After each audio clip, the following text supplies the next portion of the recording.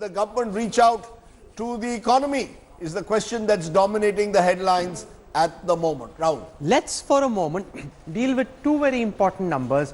One is to do with how the Make in India project is going, and the other will deal with employment. So I'll start with Make in India, and on the economic intelligence dashboard we are breaking this up into three parts: new projects, stalled projects and drop projects. So bear with me as I show you these numbers. These projects, I'll show you the projects by total numbers first. If you see, when the Modi government came in, there was a jump with lots of new projects being announced. In 2018 it started coming down. In 2020 the number of new projects being announced has come down even further. If I look at the value of these new projects, you see towards the end of the Manmohan years, nobody really wanted to come up with too many new projects. The value of the projects was very low. Let's take it on the full screen, please. And now, once again, you see the curve go down. The total value of the new projects being announced from 2016 onwards has been coming down. 17 it came down, 18 it came down, 19 it came down. From the data that we have available for 2020, it's come down even more. This is new projects. Now look at stalled projects. This is the number of projects that are stuck for various reasons. One of the big priority was to try and ensure that these stalled projects were taken towards completion. You see that chart now on your screen. Now look at dropped projects. Now it's interesting, from 2016 onwards, when the number of drop projects came down, the value of the drop projects has started going up. 17 it went up, 18 it went up even further. Now that's not very encouraging, especially the fact that the number of new projects, the value of these new projects and the total number of these new projects, both Santosh Mehrotra, is actually coming down. You're absolutely right, but this is only reflected in the macro data that investment to GDP has come down. But why should investment be growing and new projects be coming up at a time when your capacity utilization over the last 5 years has never exceeded 75%? It has been in the range of 70 to 75%. In other words, if manufacturing has nearly 25% underutilized capacity, new investment is not going to come. Most of the focus of Make in India has been on increasing foreign direct investment. But apart from the earlier years when there was some bump up in 14 and 15, the fact of the matter is, why do you expect foreign direct investment to be coming up when domestic national investors are not increasing? No, so can I build on this with Jagannathan? Because while we were at the World Economic Forum in Davos, a major international investor said something very interesting. He believes that the Indian government has a very warped idea of what investment in manufacturing is. He says, if you look at global supply chains, you only need to have a part of that manufacturing in the whole value chain happening in your country. The government has this utopian idea that the whole process will happen here from beginning to end. He says that's not how global supply chains work. You only need to attract some parts, which means it's very easy to come in, very easy to go out, and that's the process the government needs to be looking at. Structure must recognize that. Your inverted duty structure is not enabling India to be a part of that global supply chain, where a stock-in process comes here, value addition takes place here, and then it ships. But that's what here. Global investors want, to realize the reality of the global supply chain process. Yeah. Actually, that's what the first time there is a recognition even in the survey. When you're talking about assemble in India, what we are saying is that let's do the domestic part of the market here, assemble it and export a part of it. So that's the first thing that's happening. And if they change the inverted duty structure, some part of the manufacturing can start. After that, this is how China began. They started with assemble, then you go to the... But Shweta, we hear from a number of people in government who say, look at the FDI numbers. We've done very well. We've got the FDI numbers, they're much higher than they were when in Manmohan Singh's second term, 2009 to 14. Right. Do you get a sense that the government story is that of a glass half full, and they look at these numbers, you can cherry pick numbers and say, look, we're not doing as badly as people tell us we are?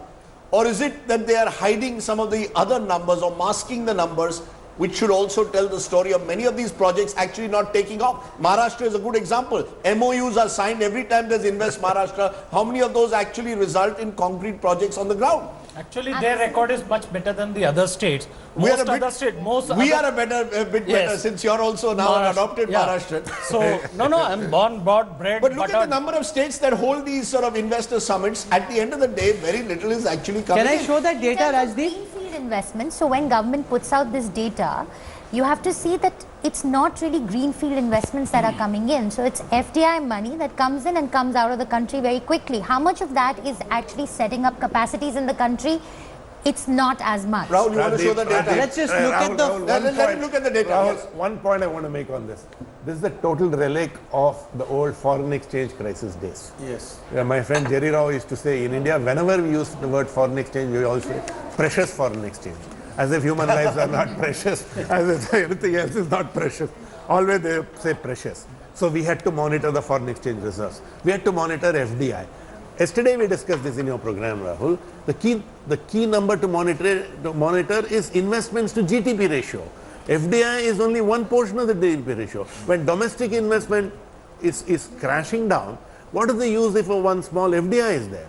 Domestic investors, industrialists. Let's show our viewers the number of FDI and FPI. For FPI is foreign portfolio investment, FDI is foreign direct investment, portfolio investment is money coming into the stock markets. We look at foreign direct investment coming into the India growth story. If you look at the numbers from the time Manmohan Singh gave up office, in the initial years there was a sharp spurt. That's holding on, but it's not growing in quite the same way. And I think when you put it out in a curve, you can see the speed of growth in that curve very clearly. So yes, we heard that for the first 6 months of this year, if that run rate continues, 2020, 2021 will end up as the year when India attracted the highest FDI ever. But you need to look at that curve and you need to see that the rate of growth has come down. So while it's still at a historic number, but the rate of growth is coming down, and that's the problem with FDI. Let's look at foreign portfolio investment. This is money coming into the stock markets, but remember, this is money that comes in and goes out at the whims of foreign investors. In 2018-19, more money went out than came in. That's now seen a change with more money coming in 1920. Till November is when we have the data. But this again depends so much on international factors that it's not in your control. If they feel strongly that India relative to the world is doing well, foreign portfolio investment will come in. But trying to attract Jagannathan, FDI is not a bad thing. However, when we look at this historic number, we must keep in mind that a lot of this is also companies like Amazon bringing in money just for the back-end logistics that they're setting up for the Indian market. So it's not as if it's money coming into manufacturing. Absolutely. I think if you look at the composition, you will find that a substantial chunk of the FDI is not just in Amazon and all. Don't forget Walmart bought Flipkart at a huge valuation. So that huge money $8 would have come in that particular year, and it will show up as a high FDI. And we have created several unicorns in the whole, infotech and what do you call e-commerce space. Ola, PTM, and all the guys. So I think that's where the money is coming in terms of the fresh investment, which is good. Because there is this constant, the government constantly also turns to the markets itself. And I'm sure on Monday morning, they will look at the markets also as a sense of vindication. Just look at the markets. It either is this irrational exuberance or there is something in the markets that we don't know. You've got a strange economy where growth is down, investments are down, consumption is down, demand is down, and yet the markets are buoyant, reaching new highs. Can anyone explain this mismatch? And has there been... It's a very did a cover story around that, and it's very clear that it's a very narrow spike as far as the market is concerned. You'll only see Sensex stocks when the whole economy is in trouble. All the investment tends to gravitate towards the best stocks in the market, which is what has happened in the past couple of years. Basically, 10 to 12 stocks is what you are seeing. What Sensex is. The mid-caps and the you're small... being very polite. What is happening is foreign portfolio investors who have got money locked in negative interest rate bonds are shifting some of those funds they're flush into with India, funds, yes. and that money is being used to gain the indexes in the futures and the physical thing, and they are playing that. And out of the Nifty 50, 20 scripts have not gone anywhere. Yes. In the Sensex, I think about 12 have not gone anywhere. in the broader market out of BSE 500 or Nifty 500, probably 400 haven't traveled anywhere. They're down. Because you know, So there they're is, down. there They're is, lower, there in is fact. before, the reason I'm asking before every budget, there is this sense that, you know, what do we do to cheer up the markets? Surely this is not a budget that, I know Mr. Vijay has all kinds of portfolios out there in the market. But, you know, I keep hearing that, you know, how are you going to provide relief on long-term capital gains tax? What relief will we get on dividend distribution tax? In a sense that will sort of trigger off a further market rally. think- Surely You this see, is this the moment? Stock market is run by Gujaratis. This government is run by two Gujaratis. There will always be a natural affinity between stock market and Okay, you commodity. said it, I did. Good. So I love it. But is there a sense? Are these possibilities today? No, I think DDT most likely will be moved Will be to the moved, individual. individuals, From companies to individuals. It's a good move. It's a good It's a move. good demand. It's a good move. It helps companies as well as individuals, because then individuals can then set it off against their other incomes. So it's good. Do you see Long-term any other- capital do you gains see- tax? No, I don't Do you think see that's any other surcharges that were put in, particularly last time being removed? Remember, the mess last time that was created in Nirmala Sitharaman's first budget was because of a lot of tinkering that was done, which seemed in a way to actually make foreign investors in particular believe India was pushing back and putting far too many imposing surcharges, some of which were then rolled back. Do you expect that to happen this time or not? I Once think- bitten, twice shy. to my mind, this government believes that the rich can still afford to pay, and so I So don't we'll still see- be at 42.7%. I don't think that is I changing. disagree with that. I don't think that is changing. 42.7% at the top See, end. there is a 17% differential between the corporate tax rate in India and the individual tax rate. Yeah. That's this right. is unheard of Yes. in any country. So what do you do to that? You reduce the individual tax rate. Do you really think at the top end this government would do it? I That think- would bring back again the charge of suit boot ki sarkar. So no, that's the, I think I think they'll do it. I think in my they'll do mind, it. No, it's You not know, just suit boot ki sarkar. Can they afford to do it at this time? You know, Do they they're have the taxing- fiscal headroom? They're taxing So- you, Rajdeep, and everybody else at phenomenally high rates. But can they afford to change but that? we are the No, but people there who is- spend, no? If we get 5 lakhs less of income tax, we'll spend that 5 lakhs, no? That's best for the so economy. do you see right? that happening? I Or see do you that really, happening. Shweta, do you see this- that happening? I see this budget really Yes. personal tax friendly. Yes. Both in the limit Even I and think in so. the rates. Really? think Honestly. so. I think Okay, there'll be that's- minor tinkering in the personal income tax rates. I'm not expecting anything spectacular. It could be spectacular. Yes, Shankar. I think in personal They income will tax move- there could be things things very, very different from what we have seen Yeah, in the yeah. past, because that's the only, other than public expenditure, that's the only hope in the, as far as the Consumption. government is concerned, to stoke demand in the economy. But what How else about will you do? what about the crisis that you have of Rajiv, resources there- of revenues? Only 6% of two- Indians Yes. are paying that tax. It Yes, does not Shankar. really translate into That's increased direct demand. tax. Yes, Shankar. Direct Direct tax, tax. yeah. Two presumptions here. A, that there is headroom to do this. Yes, which So- doesn't seem to be there. So they will move from 5 to 7 or whatever, you know. So on an average, the middle class salaried income taxpayer will get about That's 2,500 Nirmala rupees Sitharaman, Anurag per year, Thakur with out of President which Cohen. he'll probably buy two. They've gone to present the budget Max to tickets. President Cohen, hand him a copy. Anurag Thakur flanking the president on one side, Nirmala Sitharaman on the other, and then you see the key officials from the I finance. told you ministry. Anurag Thakur's day out. These are the photos that he's hoping will be splashed across the paper rather than all the controversies that he's had to go through. But very quickly, yes, Interesting Shankar. color, No, by the so way. so the Yes.